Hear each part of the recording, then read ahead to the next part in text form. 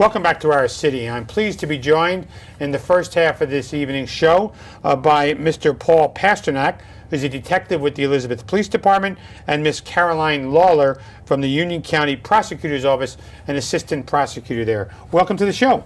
Thank you for having us, Mayor. Thank you. So, Caroline, tell us a little about yourself. I don't think you've been on the show before. Sure. How long you're with the prosecutor? You're from this area.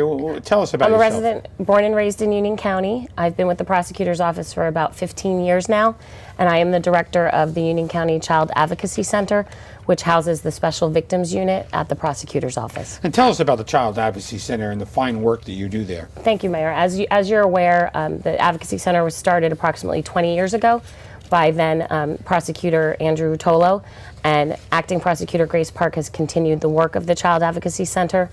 The Advocacy Center is located in Elizabeth on West Jersey Street, and that is where all of our cases come out of involving crimes against children, which we in law enforcement know that they're some of the most disturbing and heinous crimes.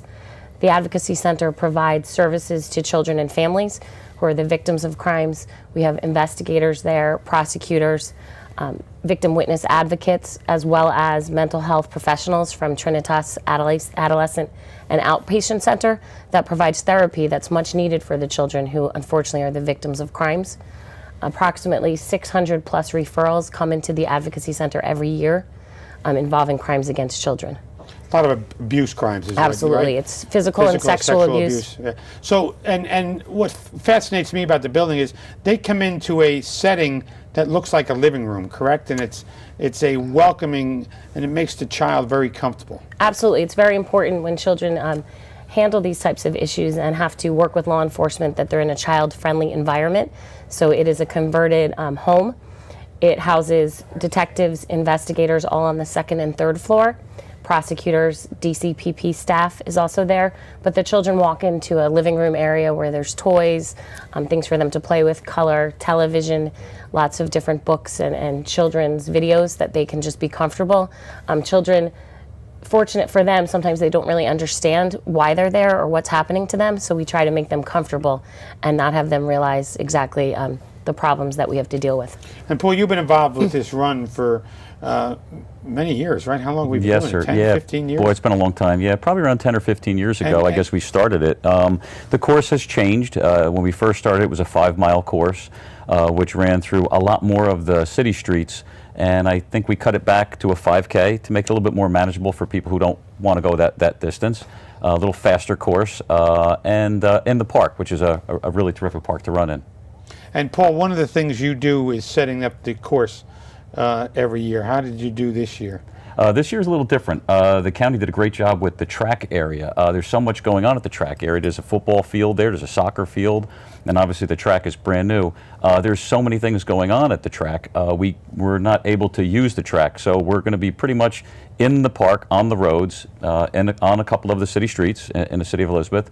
And we're kind of going to avoid the track area, which is kind of interesting because most runs that run through Wernicke Park either begin and or end at the track, and we're avoiding that, which is kind of different.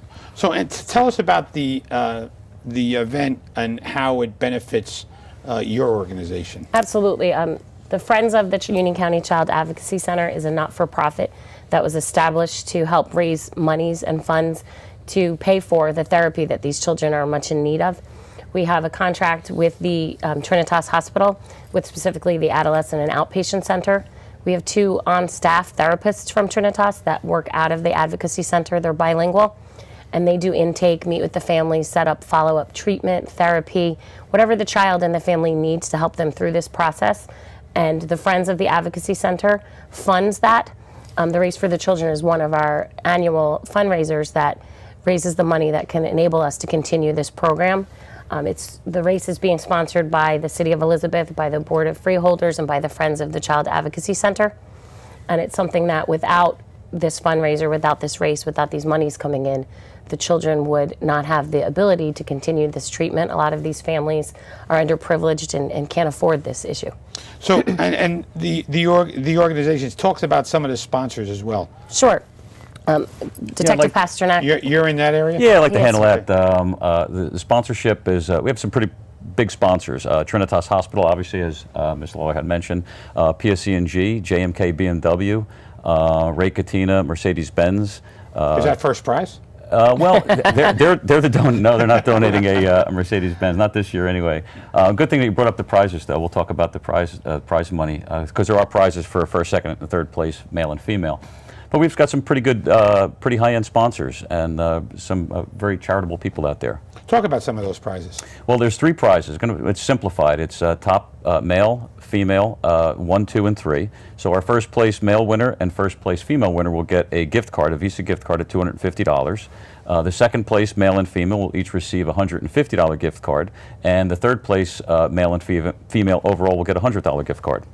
Now, I learned something from you in all these races. Not that I run, I walked them, but is it a certified race with some organization? Yes, it is. What is that organization? It's USATF, which is United States of America Track and Field Association. They send a certified course certifier, who in this case was a female.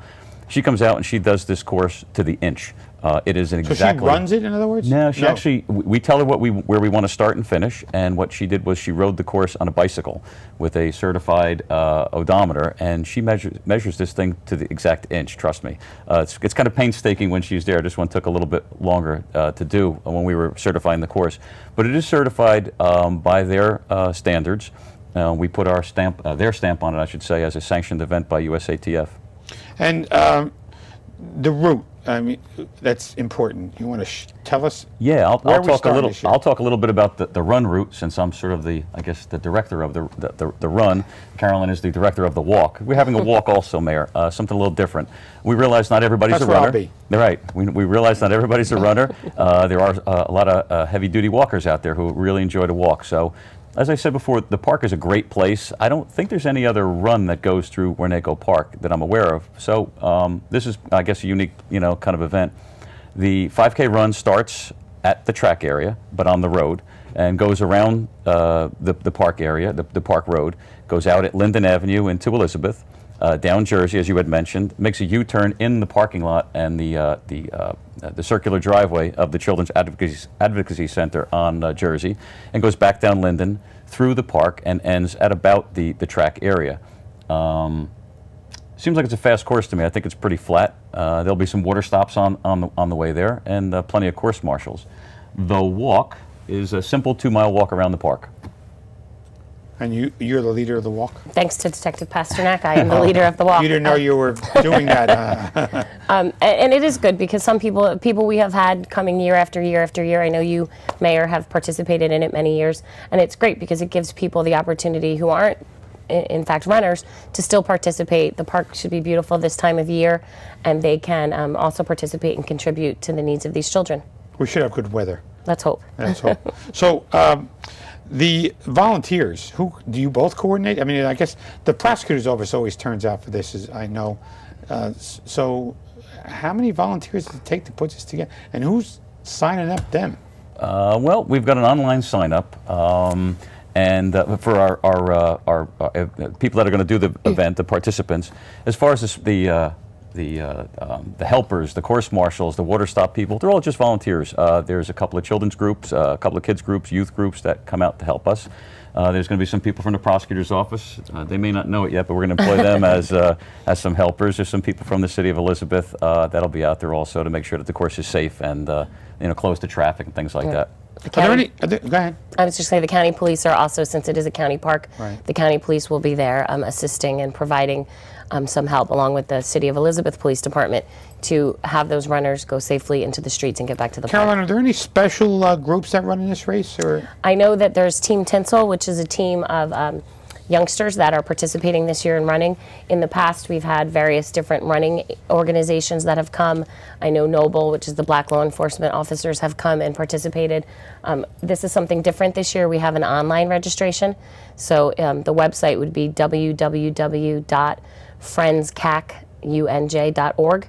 And that's a location where people can go to register for this race. I wanted to talk about the registration process before we close. Is it strictly by the website, or is there other? No, there's also flyers up around the city, around the county, different locations, and there are actual hand pamphlets that people can sign up on. The morning of the race, also, we'll be accepting registrations. We'll have people there volunteering, signing people up, taking their information. Different methods of payment will be available, obviously, if you want to pay in cash, but we'll have the ability. What is the cost? It's $25. And then on the day of, and I can hold up the flyer, on the day of it's $35. And we have a flyer that's been around the county in various buildings, some of the county buildings, some of the colleges. I know it's at Kane as well as Union County College. So that day it would be $35. Good. I want to thank the two of you for taking time to join us on the show. I look forward to another successful event in the Run for Children. And I thank you, Caroline, for the fine work you do with young people who are really challenged at a moment in their life. And thank We you, Mayor, appreciate it. for your participation. So Thank we'll you. see you, and thank you again for joining. Thank you. For Paul Pasternak and Caroline Lawler, please stay with us. After these messages, we're back with more about organ donations here in Union County.